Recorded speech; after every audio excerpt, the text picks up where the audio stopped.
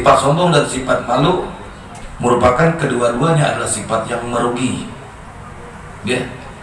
Jadi sombong dengan adanya majelis ilmu ataupun malu adanya majelis ilmu, dia yang mendapatkan kerugian yang sangat besar. Ya. Bahkan orang-orang soleh tujuan menghadiri majelis agar berkumpul dengan orang-orang soleh. Ya. Jadi para alim ulama berkumpul di dalam majelis yang penuh di antara rahmat Allah Subhanahu wa taala. Mereka menghadirinya bukan hanya berkahnya dia, tapi berkumpul dengan orang-orang soleh dan bisa menatap wajah ulama tadi kata saya. Ibadahnya besar. Karena di dalam majelis-majelis seperti ini banyak keistimewaannya. Perbuatan-perbuatan yang tadinya kalau di rumah dibandingkan di rumah ataupun di pasar, yang kita pasar dapatkan cuma beberapa yang kita butuhkan. Tapi ketika dia menghadiri majelis ilmu, dia mendapatkan berjuta-juta kebaikan dari Allah Subhanahu wa taala. Itulah poin yang sangat besar. Ya, makanya orang-orang soleh tersebut mereka meminta pada Allah, ya Allah, minta besok berangkatkan lagi saya, ya Allah, hadirkan lagi saya di dalam majelis ilmu, hadirkan lagi saya di majelis ilmu, hadirkan lagi di majelis ilmu. Karena orang-orang soleh ya begitu perbuatannya. Ya. Jadi kalau kita bukan orang soleh tapi ikutilah perbuatan orang-orang soleh, maka insya Allah kita soleh juga. Ya.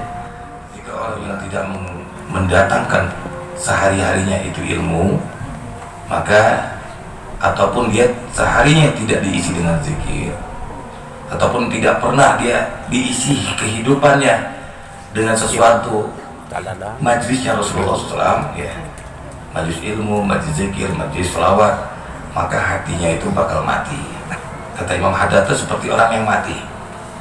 Jadi kita orang yang majlis itu orang yang hidup, ya, orang yang hidup dan tentu banyak keberkahan, kebaikan.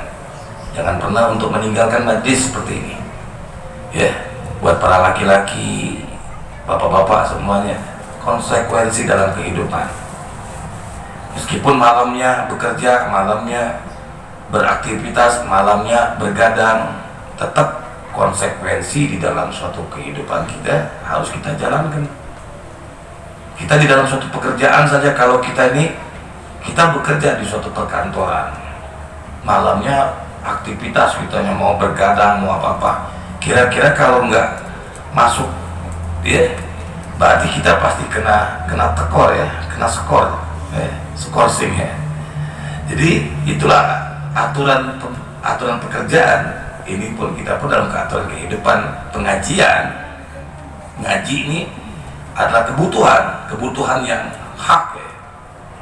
Kebutuhan, makanya kata Rasulullah SAW, hukumnya ngaji ini adalah fardu ain, ya, karena kewajiban yang kita, kalau tanpa ilmu kita nggak bisa apa-apa, bahkan nantinya tidak akan manfaat. Kalau ibadah tanpa ilmu ini nggak ada hasilnya.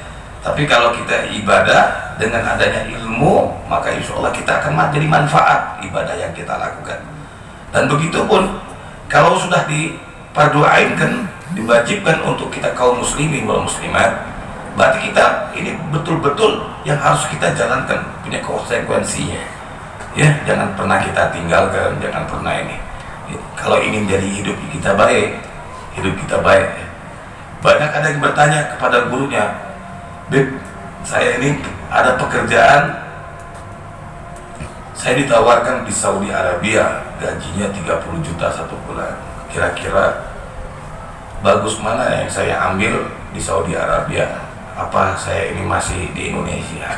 Kata gurunya tadi, andai kata engkau berani menjadikan ini majlis, ya, dia hidupnya di majlis terus.